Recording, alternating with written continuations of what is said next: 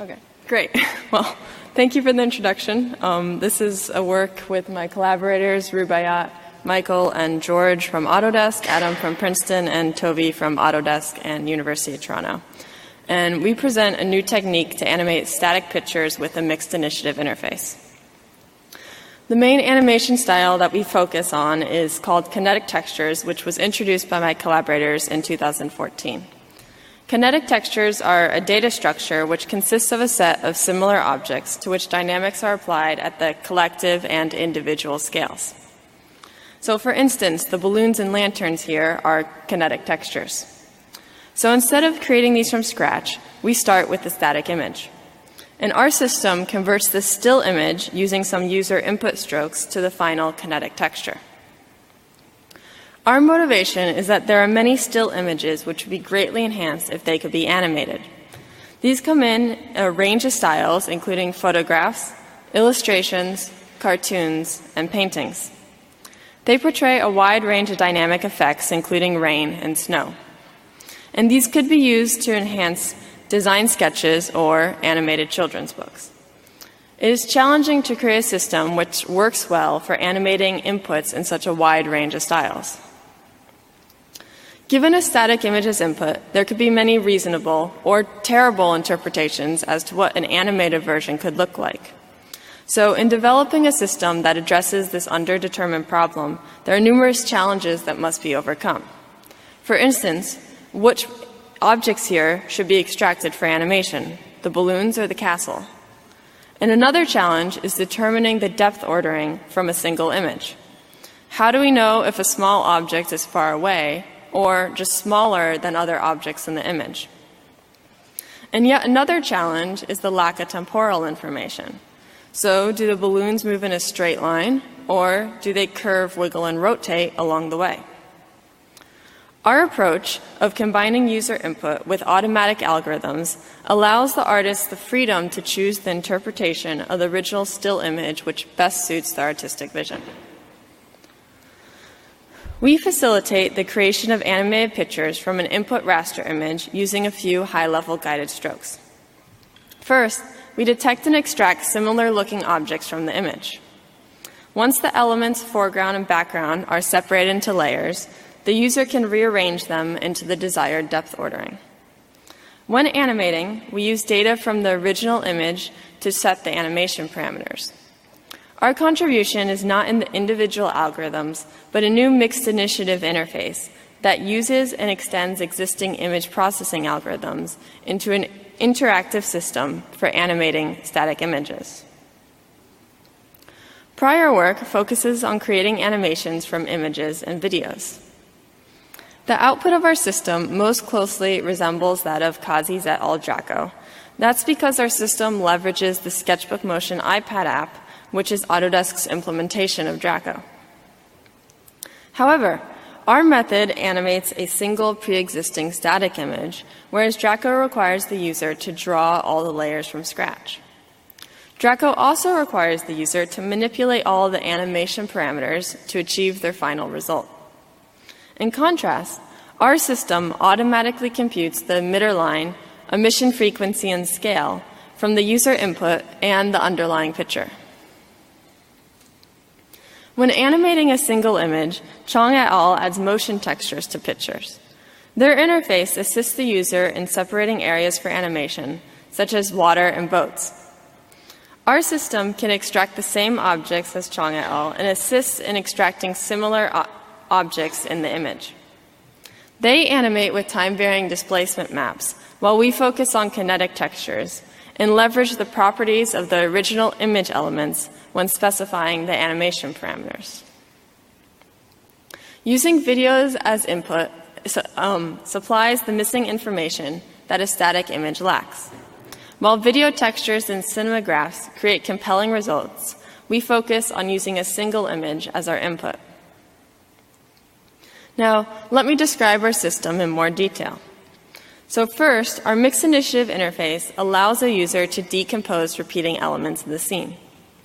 In this step, once the user circles a subset of the objects in the image, our system automatically finds similar objects and then extracts them from the background. Second, we allow the extraction of multiple layers and user-guided depth ordering of those layers. And third, from a user motion path and the extracted objects, our optimization step creates a kinetic texture that is similar to the source image. We analyze the semantics of the source scene to generate the necessary components and optimize the parameters of the kinetic texture to approximately preserve the spatial arrangements, density, and scale of the objects over time. And finally, we seamlessly loop the resulting animation. Our system is implemented as a plugin within Autodesk Sketchbook Motion iPad app, and it borrows some of its existing UI elements. To show the interaction with our system, we use this static drawing as input to demonstrate extracting the lanterns and the people. And then we animate the lanterns.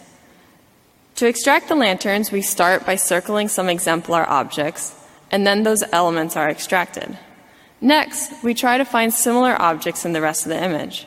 If an object is missed, as indicated by the outlined light pink up here, then we can use our Smart Object Selection brush to mark those objects, which will then be turned into a found true object. And finally, we inpaint those areas to get a clean background. Next, we want to extract the people so that the lanterns can fly behind them. Our automatic algorithm can be refined by drawing red marks for the background and then a green mark to mark the foreground. And once that's recomputed, the people are extracted and the background layer is inpainted. So once we rearrange the lanterns to be behind the people, we can animate them by simply drawing a motion line. We automatically compute an emitter, shown in blue, and we set the emission frequency so that the number of elements on this scene is approximately equal to the number in the original image.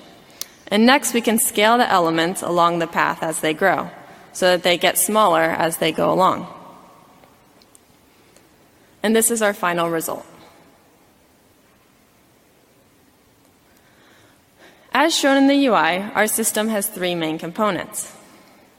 To extract objects from the image, our three-step process allows the user the best combination of automatic help and detailed control for fine-tuning. When an image has multiple instances of an object, not all of them might be desired in the final animation.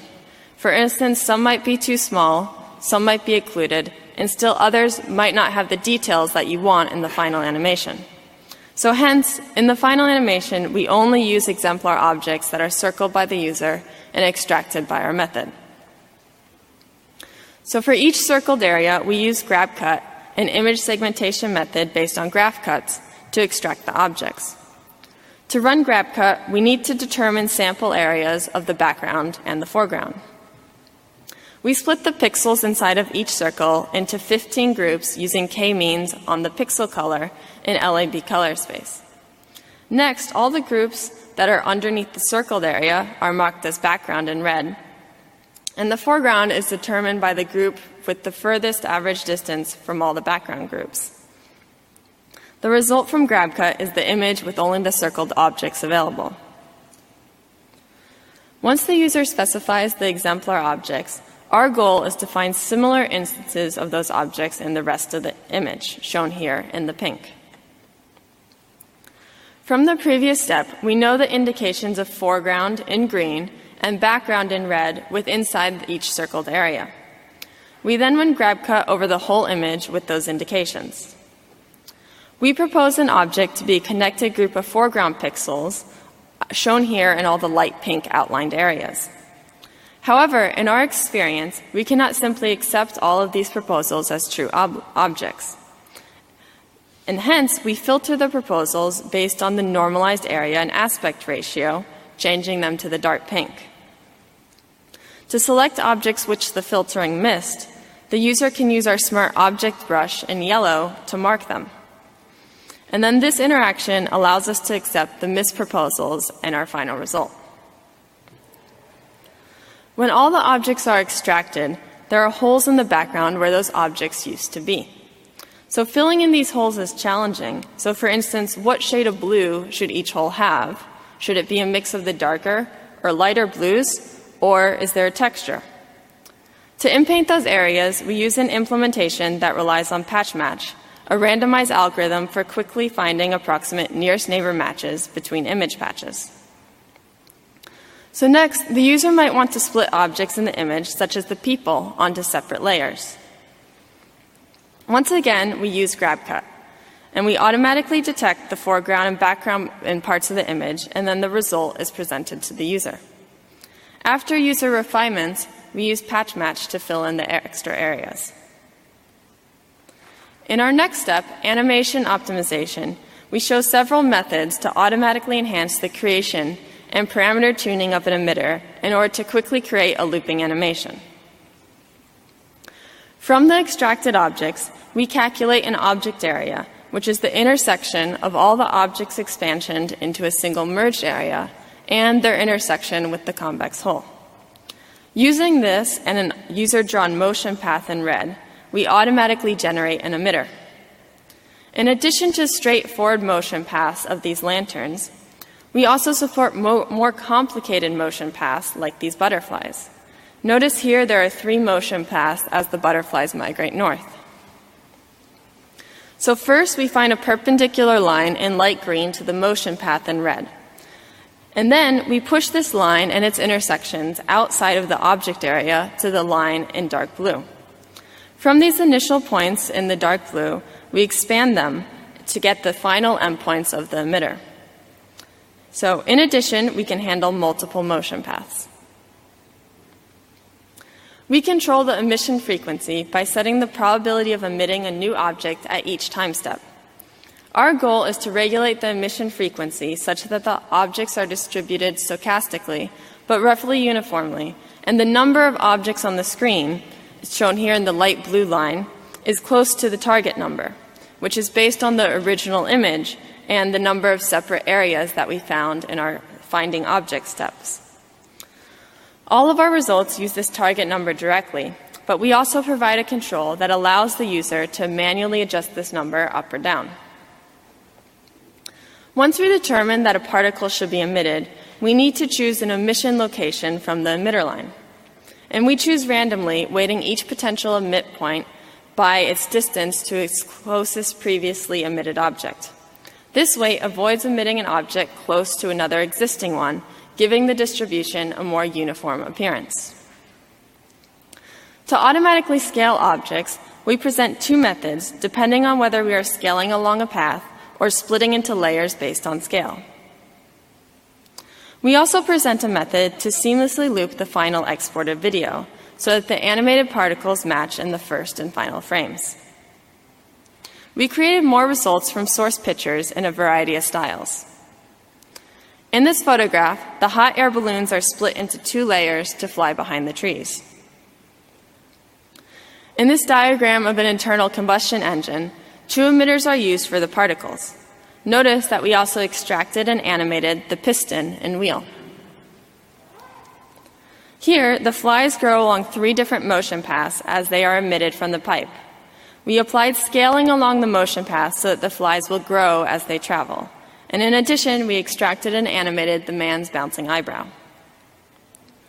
To gain initial insights and feedback on our system, we ran an informal qualitative user evaluation. We recruited 6 participants to test our system, and each session lasted 1 to 2 hours. When interacting, subjects expressed a variety range of unique visions for their animation. And when extracting the objects, some participants had trouble remembering the segmentation process. And hence, 4 participants had unsure of what each brush could be used for, and they had trouble refining the automatic results without help. However, they were all pleased with the animations that they created. Users also animated their own artwork, shown here, and noticed that our system was faster than other tools. Creating animated pictures from scratch is challenging for amateurs and non-professionals. We presented an approach that works on a wide range of styles and enables users to create animated pictures by taking a single static image as input. By doing so, everyone can animate existing pictures in an interactive, iterative way, which is a very tedious process otherwise. Thank you for your attention.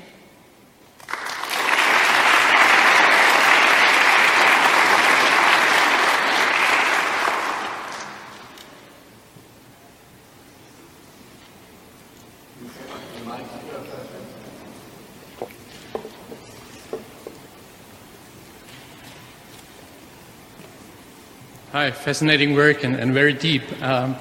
You did such an effort that I asked myself, would it be, a big additional effort to think of topological information, like your balloons could fly through the portal, for instance?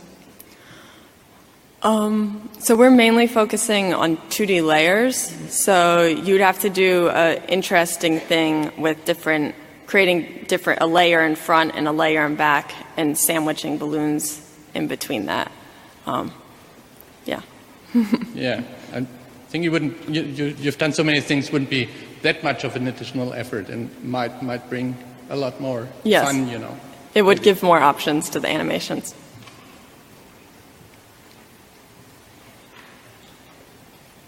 So, really great work, and so many different things that you had to deal with to make that stuff actually look as well and look as good as it did. I have a question about what's happening within a set of objects, in particular depth ordering. Presumably you want to have of the balloons or of the whatever that are there that are flying, the ones that are bigger or closer, therefore they should obscure the ones that are further away. And I thought I saw when you had the other example of the what were they? Those squarish-looking things that were going up in the air? The lanterns? The lanterns. Yeah. I might have seen some of the what looked like should be further lanterns obscuring ones that were actually closer. So do you have some way of being able to deal with making sure that within a set that the ones that you'd think would be closer would obscure the ones that are further away?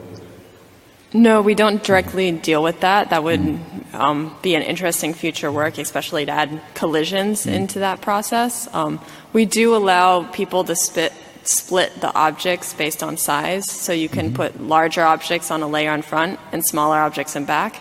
And then we also scale the speed so that the smaller objects would move slower. So hence, if you do occlude something, you wouldn't occlude it for very long because they would move out of each other's way. Okay, thank you. Hi, Paul Ascenti at Adobe. Very nice work.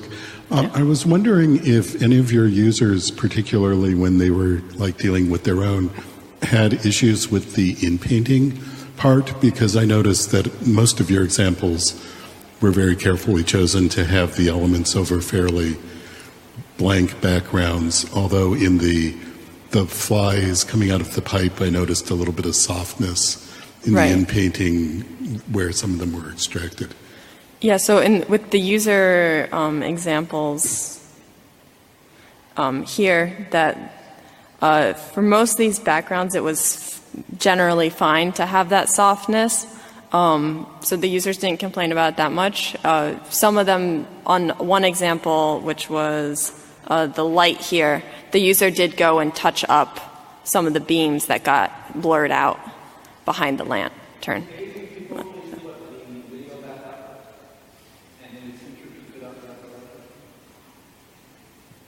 So, Okay. Thank you. Thank you. Oh, can't see it. Oh, well.